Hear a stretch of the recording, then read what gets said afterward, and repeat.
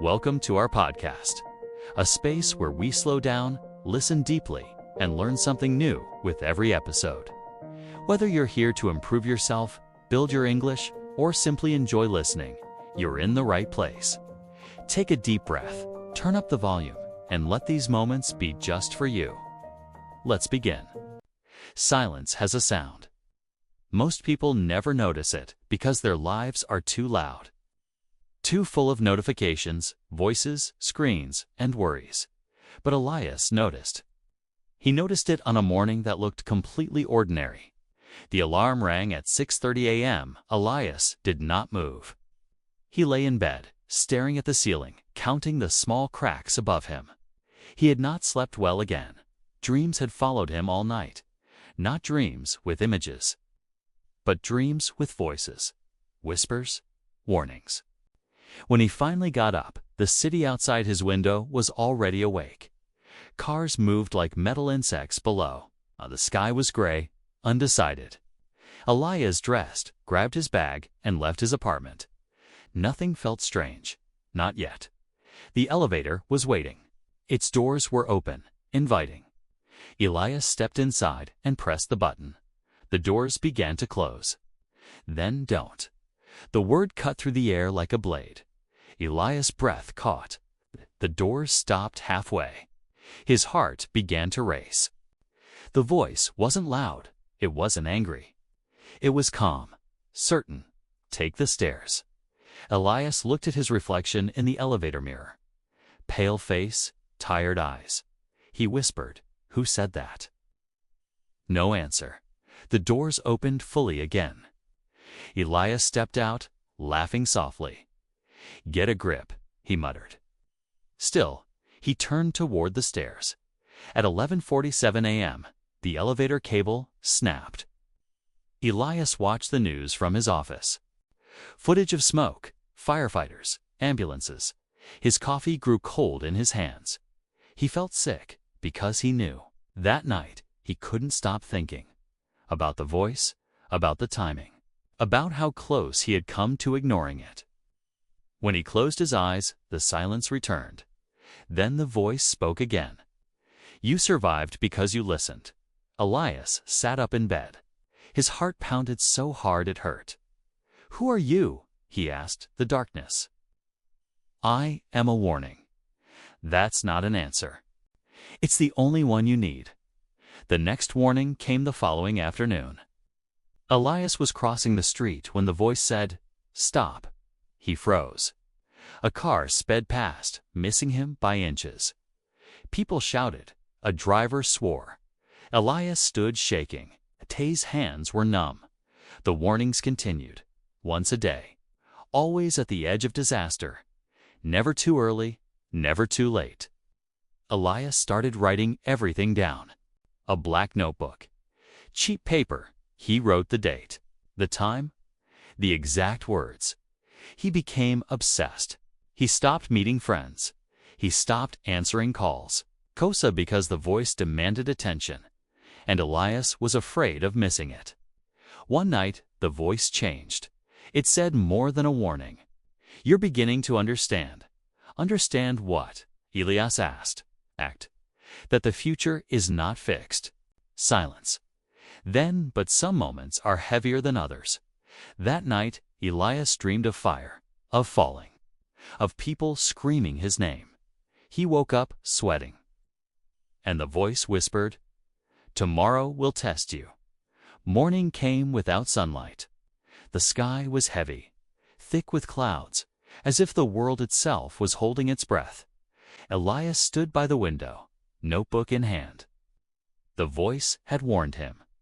Tomorrow will test you, but it had not said how. That silence was worse than fear. At 8:12 a.m., the warning came. "Do not drink the coffee." Elias frowned.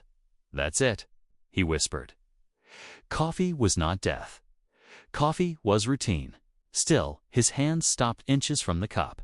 He pushed it away. Moments later, a coworker took it instead. By noon, the office was chaos. Sirens, paramedics. Poison Elias sat frozen at his desk, staring at his hands. His stomach twisted. This was no longer about survival. This was about choice. The voice spoke that night. "You're asking the wrong questions." "I don't ask any questions," Elias said. "You never answer. You ask with your fear." Elias swallowed. "What do you want from me?" The voice hesitated for the first time. "Attention," it said. "And courage." The following days blurred together. Warnings came faster. Sometimes twice a day. Elias felt himself splitting into two people, the man who lived his life and the man who waited to be warned. He began to feel superior. He hated that feeling, but he couldn't deny it.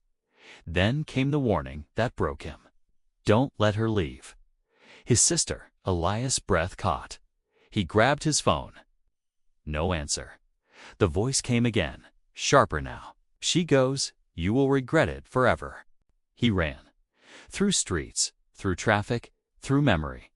He remembered childhood fights, late apologies, missed birthdays. He saw her at the bus stop, waiting. Distracted, Elias shouted her name. She turned, irritated. "What is wrong with you?" she asked. I just need you to wait," he said. "For what?" she snapped. The voice screamed inside him. Elias grabbed her arm. The bus pulled away. Seconds later, explosion. A class shattered. People screamed. Fire bloomed where the bus had been. Elias fell to his knees. His sister stared at him, shaking. "You saved me," she whispered. But Elias felt no relief, only terror. That night, the voice returned. "You see now?" "See what?" Elias whispered. Knowing the future means carrying its weight. Elias' hands trembled. "What happens if I don't listen?" A pause. "Then you become me." Elias slept for 12 hours. When he woke up, the voice was silent. For the first time. And that silence terrified him more than any warning. Part 3. The silence after tomorrow. Silence returned. Not the gentle silence of sleep, but the heavy silence that presses on the chest and refuses to let you breathe. Elias woke up before dawn. No voice, no warning, no whisper. He sat on the edge of his bed, waiting. Nothing. For years, the voice had shaped his days. It had told him when to stop, when to move, when to save. Now, the future was quiet, and Elias felt naked without it. He went outside. The city looked different when you no longer expected danger to announce itself. Every sound felt sharp, every movement suspicious. A child laughed too loudly. A car slowed too suddenly. Elias waited for the voice. It did not come. By afternoon, panic had replaced fear. Elias returned home and opened his notebook. Page after page of warnings. Lives saved. Moments changed. He noticed something he had never allowed himself to see before. The voice had never warned him about himself. Never about his own choices. Never about the damage he caused by interfering. As night fell, Elias spoke into the darkness. "If you're me," he said quietly, "then you know I can't do this alone." The air felt heavier. Then, finally, you were never meant to be alone. Elias closed his eyes. What happens now? A long pause. Longer than any before. Now you decide who hears tomorrow. The truth unfolded slowly. The voice was not a ghost. Not madness. Not a gift. It was a loop. A man who once ignored a warning and lived long enough to regret it. Elias understood. The future did not need one listener. It needed many. Days passed. The voice spoke only once more. "This is the last warning you will receive." Elias whispered. "About what?" "About yourself." Elias stopped writing. Stopped listening. Instead, he began speaking. Not warnings, stories. He recorded them. Shared them. Not predictions, but awareness. Teaching people to pause. To question, to listen. Somewhere, on a quiet morning, a stranger hesitated before stepping forward. They didn't hear a voice. They heard instinct. And that was enough.